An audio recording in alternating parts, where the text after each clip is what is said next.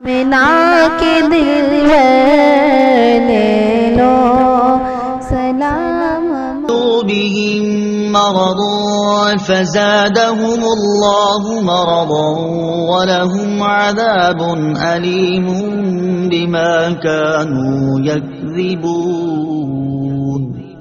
ترجمہ، ان کے دلوں میں بیماری ہے تو اللہ نے ان کی بیماری میں اور اضافہ کر دیا، اور ان کے لیے ان کے جھوٹ بولنے کی وجہ سے دردناک عذاب ہے۔ فی قلوبہم مرض، ان کے دلوں میں بیماری ہے۔ تفسیر صراط الجنان میں ہے، اس آیت میں قلبی مرض سے مراد منافقوں کی منافقت اور حضور پرنور صلی اللہ تعالی علیہ وسلم سے بغض کی بیماری ہے۔ معلوم ہوا کہ بد عقیدگی روحانی زندگی کے لیے تباہ کن ہے، نیز حضور اقدس صلی اللہ تعالی علیہ وسلم کی عظمت و شان سے جلنے والا مریض القلب یعنی دل کا بیمار ہے۔ روحانی زندگی کے خطرناک امراض، جس طرح جسمانی امراض ہوتے ہیں اسی طرح کچھ باطنی امراض بھی ہوتے ہیں۔ جسمانی امراض ظاہری صحت و تندرستی کے لیے سخت نقصان دہ ہوتے ہیں، اور باطنی امراض ایمان اور روحانی زندگی کے لیے زہر قاتل ہیں۔ ان باطنی امراض میں سب سے بدتر تو عقیدے کی خرابی کا مرض ہے، اور اس کے علاوہ تکبر، حسد، کینہ اور ریاکاری وغیرہ بھی انتہائی برے مرض ہیں۔ ہر مسلمان کو چاہیے کہ باطنی امراض سے متعلق معلومات حاصل کر کے ان سے نجات حاصل کرنے کی کوشش کرے، اور اس کے لیے بطور خاص امام غزالی علیہ رحمت اللہ الوالی کی مشہور کتاب احیاء العلوم کی 3 جلد کا مطالعہ بہت مفید ہے۔ فزادہم اللہ مرضا، تو اللہ نے ان کی بیماری میں اور اضافہ کر دیا۔ تفسیر صراط الجنان میں ہے، مفسرین نے اس اضافے کی مختلف صورتیں بیان کی ہیں، ان میں سے 3 صورتیں عرض کرتا ہوں۔ نمبر 1، ریاست چھن جانے کی وجہ سے منافقوں کو بہت قلبی رنج پہنچا، اور وہ دن بدن حضور پرنور صلی اللہ تعالی علیہ وسلم کی ثابت قدمی اور غلبہ دیکھ کر حسد کی آگ میں جلنے لگے۔ تو جتنا نبی اکرم صلی اللہ تعالی علیہ وسلم کا غلبہ ہوتا گیا اور آپ صلی اللہ تعالی علیہ وسلم لوگوں میں مقبول ہوتے گئے، اتنا ہی اللہ تعالی نے منافقوں کے رنج و غم میں اضافہ کر دیا۔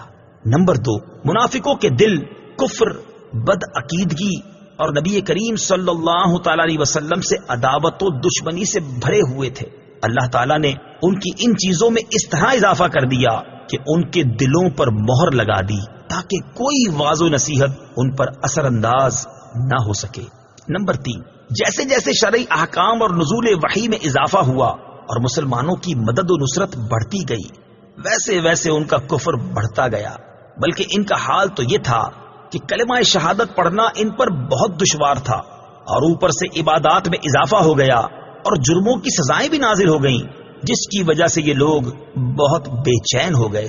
وَلَهُمْ عَذَابٌ أَلِيمٌ بِمَا كَانُوا يَكْذِبُونَ، اور ان کے لیے ان کے جھوٹ بولنے کی وجہ سے دردناک عذاب ہے، یعنی اللہ تعالیٰ اور آخرت پر ایمان لانے کا جھوٹا دعویٰ کرنے کی وجہ سے ان کے لیے جہنم کا دردناک عذاب ہے۔ جھوٹ بولنے کی وعید اور نہ بولنے کا ثواب۔ اس آیت سے معلوم ہوا کہ جھوٹ بولنا حرام ہے اور اس پر دردناک عذاب کی وعید ہے، لہٰذا ہر مسلمان کو چاہیے کہ وہ اس سے بچنے کی خوب کوشش کرے۔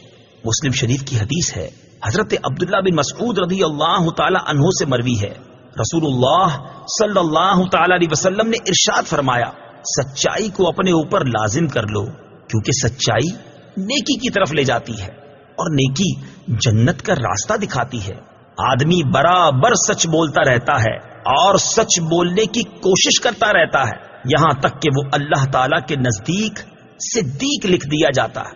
اور جھوٹ سے بچو، کیونکہ جھوٹ گناہ کی طرف لے جاتا ہے، اور گناہ جہنم کا راستہ دکھاتا ہے، اور آدمی برابر جھوٹ بولتا رہتا ہے اور جھوٹ بولنے کی کوشش کرتا ہے، یہاں تک کہ اللہ تعالیٰ کے نزدیک کذاب لکھ دیا جاتا ہے۔ ترمذی شریف کی حدیث ہے، حضرت انس رضی اللہ تعالیٰ عنہ سے روایت ہے، حضور اقدس صلی اللہ تعالی علیہ وسلم نے ارشاد فرمایا، جو شخص جھوٹ بولنا چھوڑ دے اور وہ باطل ہے، یعنی جھوٹ چھوڑنے کی چیز ہی ہے، اس کے لیے